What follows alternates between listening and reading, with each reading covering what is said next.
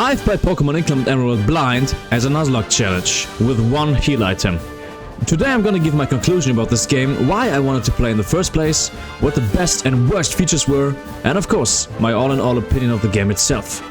And if that's not enough, I will give a total resume from my perspective on Pokémon Hacks, playing through a lot of those in the last 8 years by now, and why Nuzlockes seem to be not that fun anymore, at least in my perspective.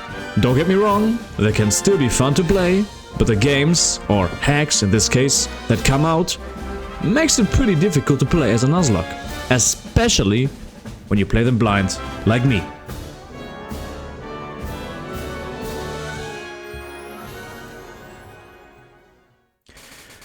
But before we start, by the way, the footage you see in this video is actually from my gameplay of the game Inclement Emerald. So, let's start with a few behind the scenes informations. I did a Nuzlocke of this game on YouTube where I played through the whole game with a high set difficulty. Rules that made the game pretty difficult, even more difficult than a normal Nuzlocke playthrough. Again, I used one heal item, only one, and the rest of the rules were standard rules. With a few accommodations of course, such as for example, I could use rare candies. And for those who want to rewatch it, I have the full Nuzlocke available on YouTube. In German, because that's actually the language I use for my videos. So if you want to learn the language, now is your time! So, I made it to the 5th badge at the end, and got whooped by our dad Norman, who used some normal type bangers against my team. And up until that point I had a pretty decent team with, I think it was Mega Garchomp, Salamence, also Mega, Ampharos, also Mega, Heracross, Porygon 2 and Forretress. Yes, Forretress. I know. The dude was cooking, actually. Did pretty well that run so far. So the battle ended with my loss, because every Pokemon of Norman just outspat every Pokemon of mine. Because in Inclement Emerald, the enemy Pokemon, especially in boss fights, have maxed out IVs, and also type and some stat changes here and there. So after this Kangaskhan outspat my Mega Garchomp, who I IV trained up until nearly maxed out speed, and killed it with a tag team parental bound seismic toss, I lost the Nuzlocke.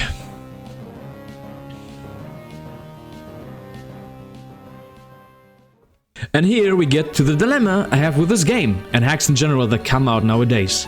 That this game, in example, wasn't Nuzlockeable anymore.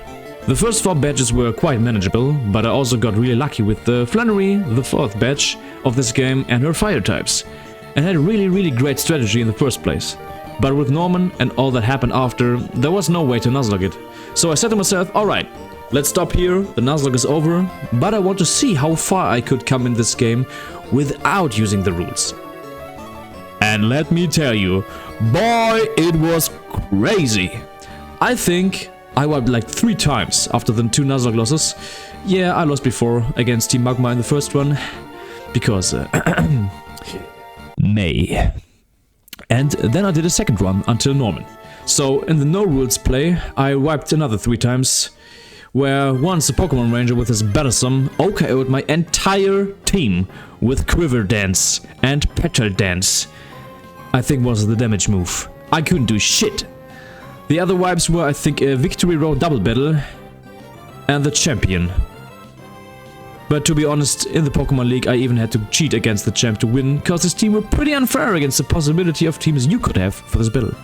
Because, yeah, he used some legendaries and had some pretty crazy mons. So if I would have wanted to still go on with a Nuzlocke here, I would have had to use sheets or documents, call them what you want, where you can look up the enemy's teams and figure out what the actual hack they will throw in against you.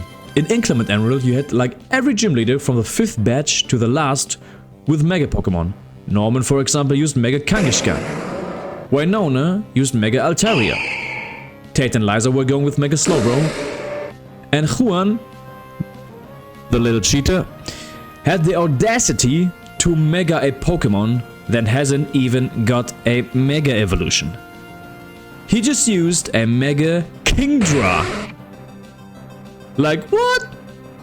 And if I wasn't sure up until this point if another Nuzlocke run would have maybe worked, when I saw that Kingdra, I was like, yeah, no. So, don't get me wrong.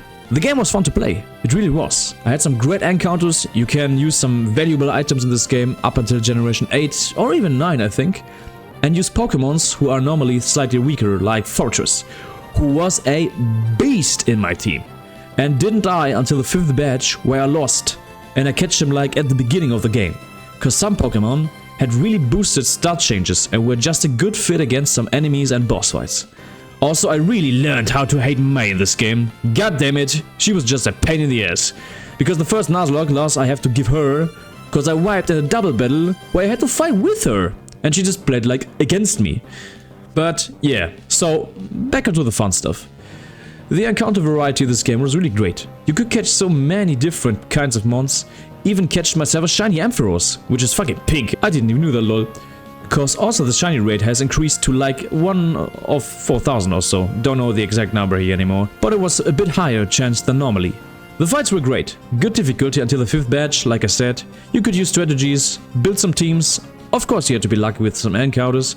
But in both ones I did had some real bangers on my PC, with the adaptation that you could even EV and IV train your Pokemon after the 3rd batch, where you had to pay money to let your Pokemon stats maximize, which was a great asset. Also for the flow of the game. You didn't have to grind, you didn't need power-up items, you could just go to the V-Trainer and say, "Give me the good shit," and throw some money at him. Both were happy, and yeah, it was quite nice to be able to do that. Cause I think it was even the first Pokemon hack that actually did that. I can't remember any other game that had like this feature where you could like EV or IV grind against like giving money, you know? Before it was like grinding, using items, but yeah, it was quite great to create it like that. But this is what it is at the end. It was fun to play, but all in all, only when you're not doing a Nuzlocke until the end. Cause the frustration that appeared with losing Pokemon after the 4th batch and grinding some new mons every time to stack up my team was kinda nerve-wracking, to be honest, and pretty grindy. So that the fun aspect was kinda gone at this point. Which brings me to the next topic. Today's Pokémon hacks. Many of the new hacks are specially designed for players who use cheats, such as Pokémon Emerald Kaizo, Pokémon Pitch Black 2 or Pokémon Ancestral X. And even with cheats, it gets insanely difficult from time to time, cause I used to play every Pokémon Nuzlocke game hacked blind that came out. Cause it's just more fun to me, to be honest. You get more surprise out of the battles, you have to quickly adapt to certain situations, which makes the game harder, oh yes, but also more exciting. And like I said, I think even with cheats and the knowledge of the enemy teams, a Nuzlocke would have been really difficult to do, if even possible to do. Cause, for example, every member of the Elite Four and the Champ had a Legendary and a Mega Pokemon, with maxed out stats, competitive items, and, well, you don't have Legendary Pokemons, so yeah, you have a slight disadvantage here at this point. Also, not every Pokemon will be maxed out on your team, because EV training wasn't that cheap, to be honest. I had a few, but not all.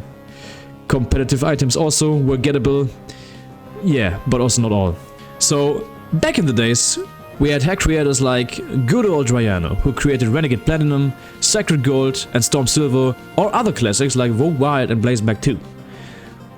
Which, in my opinion, had a perfect difficulty, balance to the game, and you could Nuzlocke them without any doubt. If you played good, you could make it through the game. This was for sure. With the games like Inclement Emerald, or even harder hacks that just came out, you simply can't play them as a Nuzlocke, or only if you adjust your rules to eliminate some restrictions.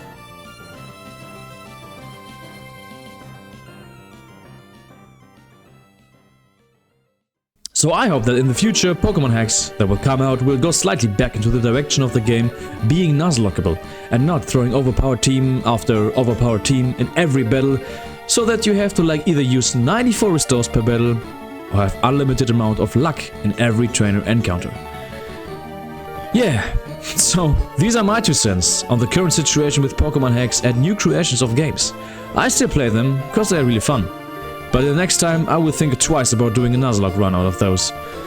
And with that being the video, there's only one thing to say. Enjoy the Pokémon hack you're playing, and if you Nuzlocke, don't forget to use your heal items.